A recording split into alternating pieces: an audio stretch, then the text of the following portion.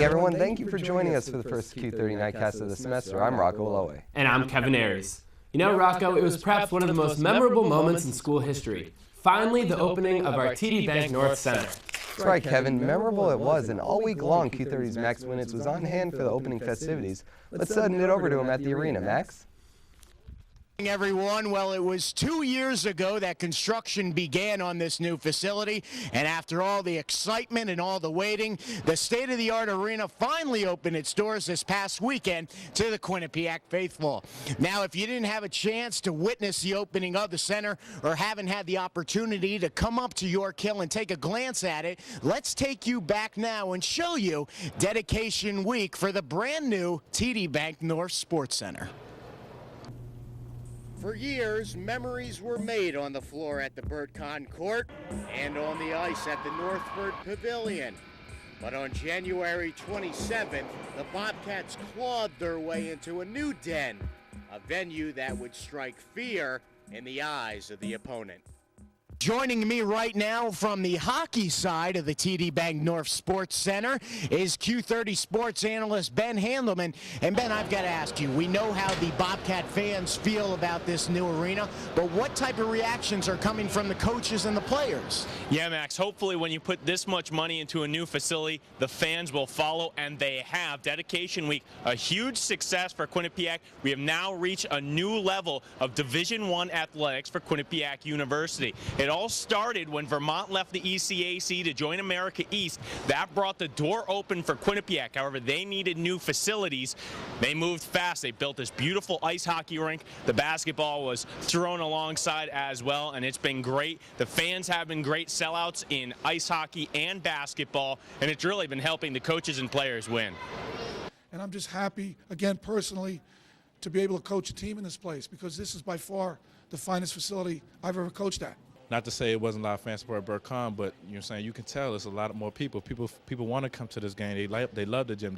They like this atmosphere. It feels like a real, you know what I'm saying, arena. So, you know what I'm saying, all this just gets us motivated to play hard every day. And to come out and play in front of this and this new facility, I mean, we definitely take it, we're taking it for granted, but, you know, we got to work hard, and there's a lot of fans here, and we just enjoy playing for them, so hopefully we can give them a show.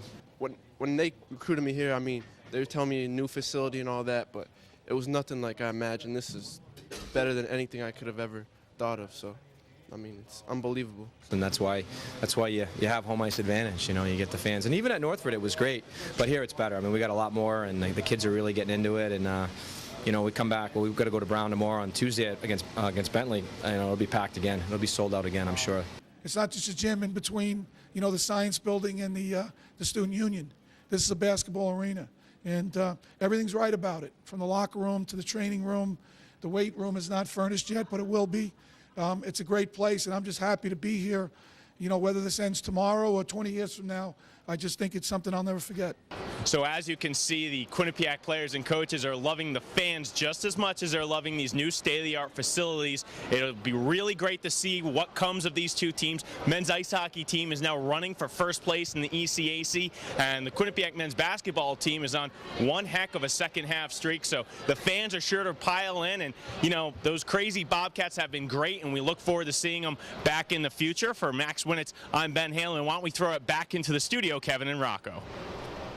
Thanks, Ben. In the days before the opening of the TD Bank North Sports Center, Quinnipiac signed an agreement to acquire a third campus. Just before the students returned to the university for the semester, President John Leahy announced an agreement with insurance company Anthem Blue Cross and Blue Shield to purchase their old corporate headquarters in North Haven. The beautiful 100-acre site off of Washington Avenue will become a graduate education center. Director of Public Relations John Morgan says while the kinks are being worked out, Quinnipiac is laying out the exact plans for the move-in.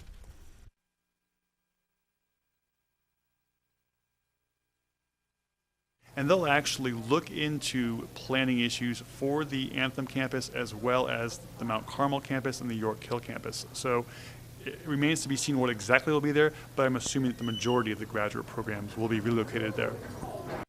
And under the agreement, the university will gain access to a vacant building and obtain the rest of the office space over a 10-year period. Anthem Blue Cross has phased out most of their employees from the site. And now to the latest on our frigid temperatures here in Connecticut. Forecasters said temperatures dropped to below zero last night in surrounding towns. But will it be the same tonight? Joining us now from the Q30 Weather Center is Justin Cohen. And Justin, how long is this unbearable cold going to last? Well, it's going to be around here for a while, and I'll tell you just how long coming up in weather later on in the show. And supermarket workers in Connecticut and western Massachusetts are threatening to go on strike against Stop & Shop. Employees say the company wants to deduct money from their paychecks to pay for health insurance. Stop & Shop employees in the Connecticut area voted unanimously against the proposal. Workers have warned union leaders they will go on strike as early as February 19th if there is no contract extension. A proposal to limit equestrians on Connecticut state-owned trails has a lot of riders saying nay. The State Department of Environmental Protection wants to limit horseback riding on trails owned by the state. Horse owners say the change would treat them differently than hikers and bikers. More than 250 equestrians turned out last night for a public hearing in Hartford, and state officials promise to work toward a compromise soon. Yesterday, Connecticut Supreme Court kept the smoking ban in restaurants and bars, excluding private clubs and casinos. Bar and restaurant owners challenged the law because of a decrease in business. The Supreme Court justified the exception to the law, saying private clubs hold a paid membership fee, which allow them to uphold their own private rules. As for casinos, the state cannot limit their smoking due to tribal independence. Connecticut Governor Jody Rell has criticized President Bush's budget plan on Monday, and that's just days before she plans to unveil her own tax and spending plan. Rell says that Bush's plan will hurt the state's efforts to provide fuel assistance to the poor.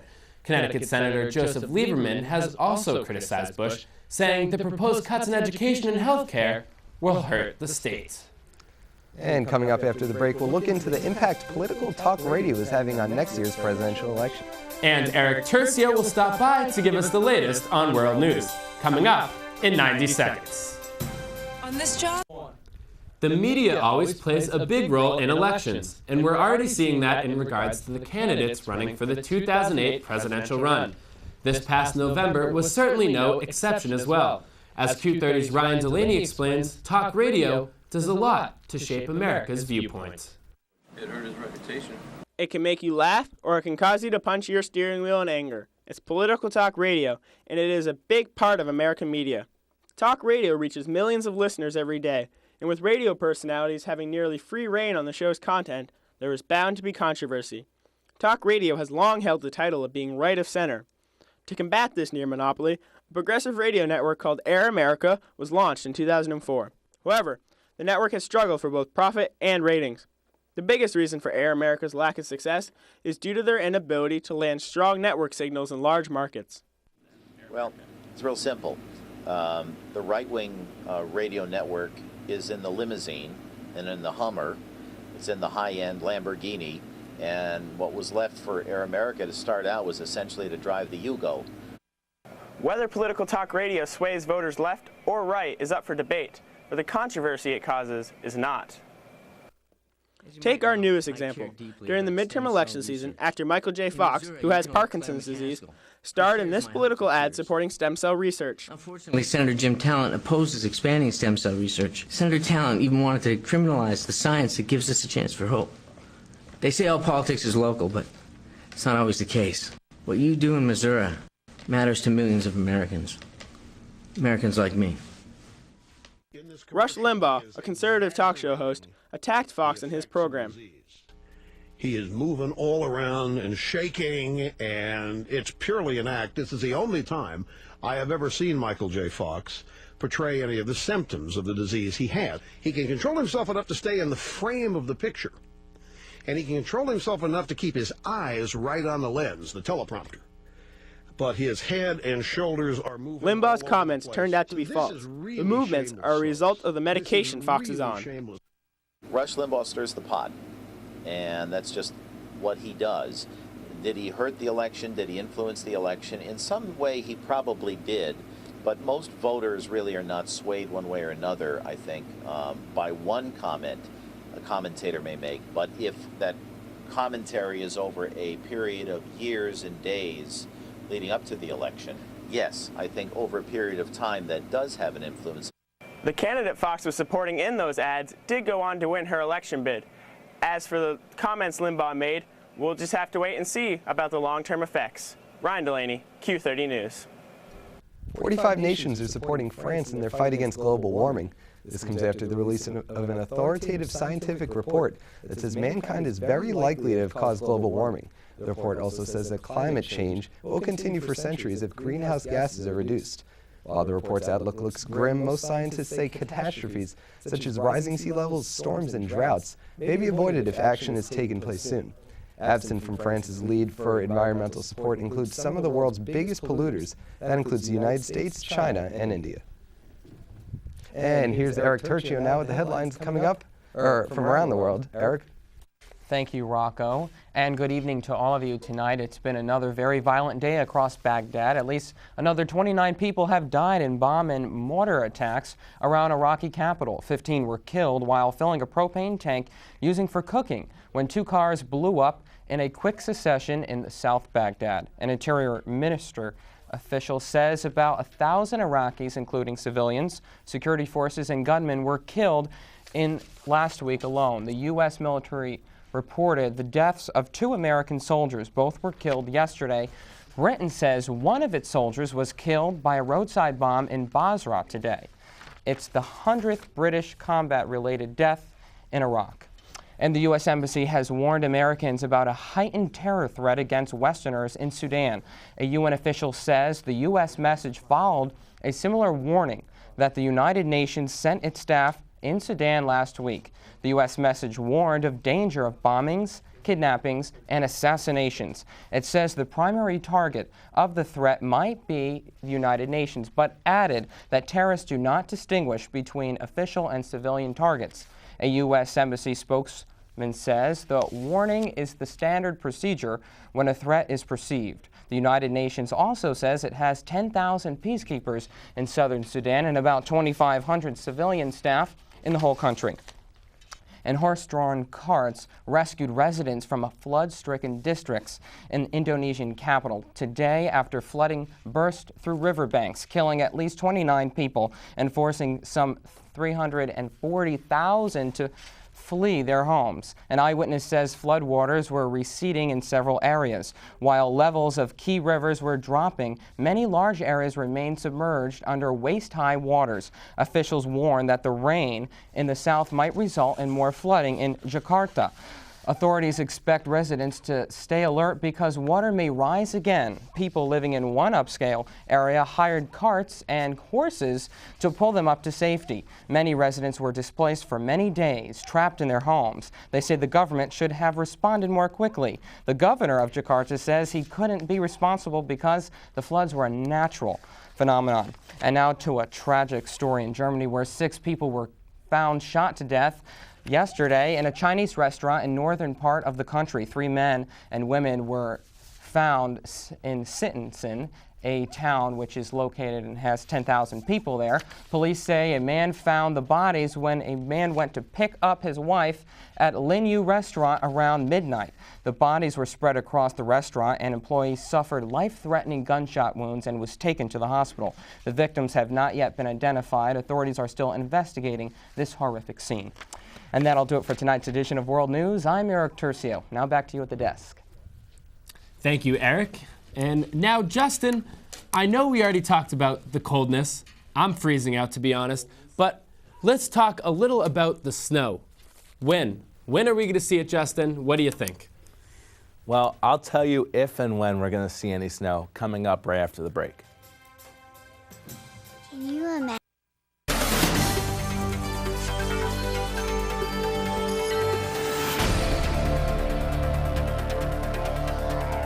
Well, as you can see over here, it looks to be a beautiful day, but it was cold. And let's take a look at those temperatures across the country. The entire country really is pretty cool. I mean, we're talking 10 up in Canada, in Montreal. We're talking -17 out there in Winnipeg. And that stuff, I think that stuff's going to stay up there. The extremely below zero cold is going to stay up there. But in our area, it was very cold. We had 25 in New York, and over here in Connecticut, right now, it's 19 in New Haven, 20 in Meriden, and the wind is only making it worse, and all across 18 in Stores. Let's take a look.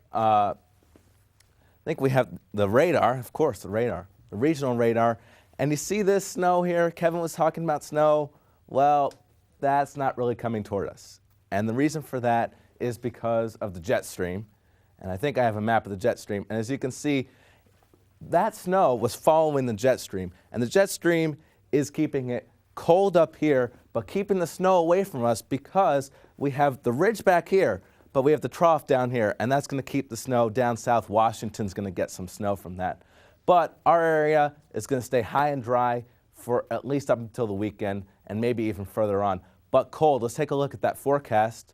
And it's going to be 9 degrees tonight, partly cloudy with the winds from the west, 3 to 9 miles an hour. So it's not going to feel as cold as it's been, but it's going to be colder than it's been. So 9 degrees. 24 tomorrow for the high.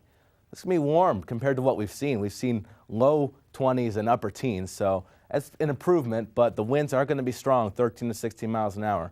And taking a look at the extended forecast, yeah, I don't see anything above freezing. So, yeah, get those jackets out. It's going to be cold for at least the next 7 days. Back to you guys. Thanks, Justin. Super Bowl ads featuring Budweiser and Bud Light were the talk at water coolers on Monday. The Budweiser ads stood out amongst a collection of Super Bowl amateurs. A group of advertising faculty at Michigan State University voted the Anheuser-Busch commercial featuring comedian Carlos Mencia as their favorite. Overall, the study group found the big games commercials to be unimpressive. A number of critics also noted several of the ads were confusing. And now let's see what's hot in Hollywood, because Kathleen Hessman is here to tell us more.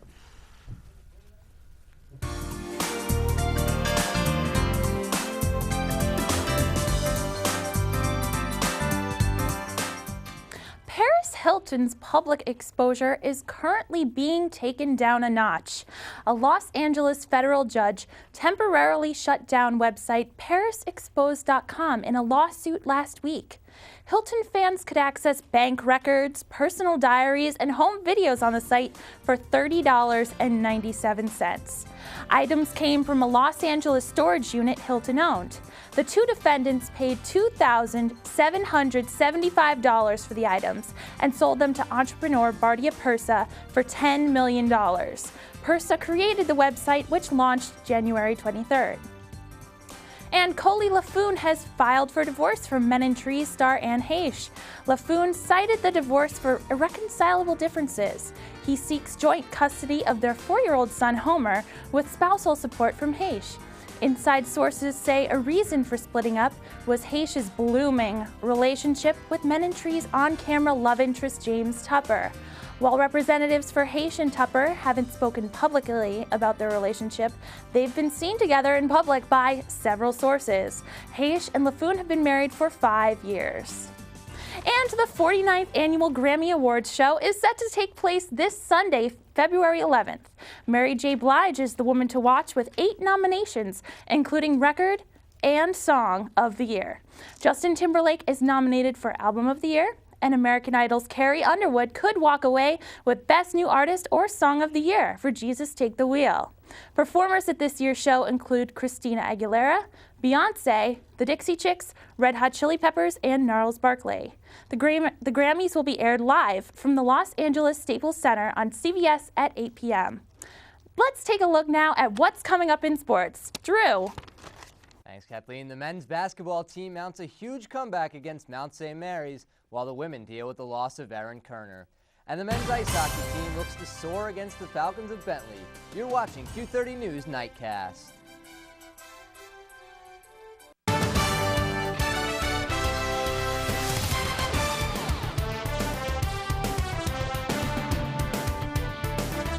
team opened up the TD Bank North Sports Center 2 weeks ago with big expectations.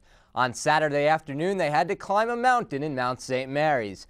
The Mountaineers opened up a 31-13 lead, but in the process awoke some sleeping giants.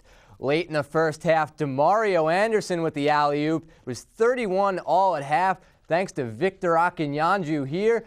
Goes up for the big basket, gets stopped, but then gets it in on the extra try. 31 all at the half. Second half now, Bobcats still rolling. Van Crafton will find Adam Gonzalez for the three-pointer. The Bobcats on a 26-0 run lead, 41-31. Mount trying to come back. Michael Holland nails a three. They got to 56-53, but it was the big man, Akinyanju, taking over. Here gets the rebound.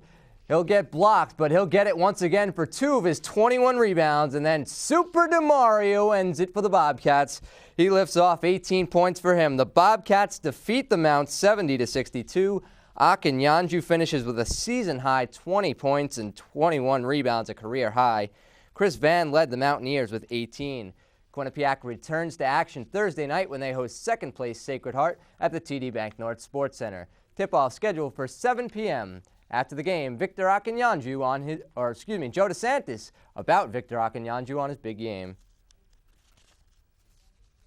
Win when you've won 8 of 9 and say one guy, because you don't win with one guy against a good team.